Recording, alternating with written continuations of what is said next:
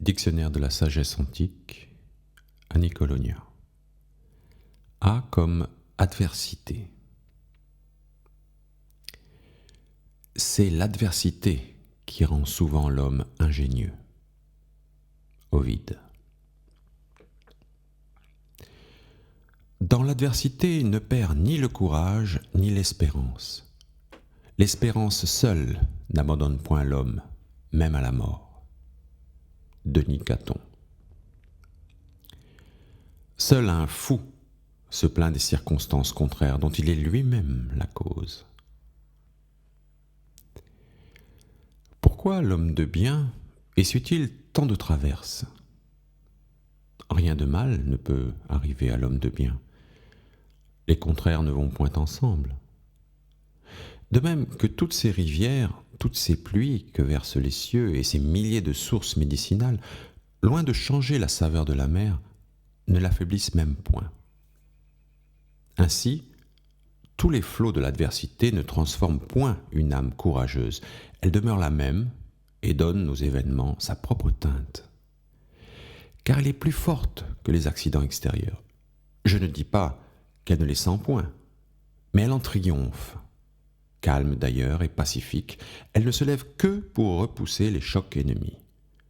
Toute adversité est à ses yeux un exercice. Où est l'homme digne de ce nom et que l'honnête aiguillonne, qui ne désire une épreuve à sa taille et ne brave le péril pour voler au devoir ? L'oisiveté pour toute âme active n'est-elle pas un supplice ? Nous voyons les athlètes soigneux de leur vigueur choisir les antagonistes les plus robustes et vouloir que ceux qui les préparent pour le combat déploient contre eux toute leur force. Ils endurent les coups, les rudes étreintes, et s'ils ne trouvent pas leur égal, ils tiennent tête à plusieurs à la fois. Le courage languit sans adversaire. Sa grandeur, sa force, son énergie n'éclatent tout entière que dans l'épreuve de la douleur. Voilà, sache-le bien, ce que doit faire l'homme vertueux, s'il veut ne pas redouter la fatigue et la peine et ne pas se plaindre de la destinée. Quoi qu'il arrive, qu'il le prenne en bonne part et en fasse profit. L'important n'est pas ce que tu souffres, mais dans quel esprit tu le souffres. Sénèque. Un homme qui a la fièvre trouve tout amer et désagréable au goût.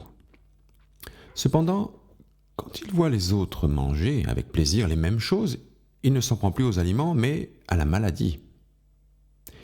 De même, l'exemple de ceux que nous voyons supporter sans chagrin ou même avec joie les événements fâcheux doit, dans l'adversité, faire cesser nos impatiences et nos murmures. Il est bon aussi, pour conserver alors sa tranquillité, de se rappeler les événements heureux qu'on a éprouvés et d'adoucir, par le souvenir du bien, l'impression que le mal a pu faire. Quand notre vue a été fatiguée par des couleurs trop vives, nous la reposons sur les fleurs et non sur la verdure. Pourquoi donc n'arrêter nos pensées que sur ce qui nous afflige ? Pourquoi faire à notre âme une sorte de violence pour la détourner des images agréables et la fixer sur des objets pénibles ? Plutarque.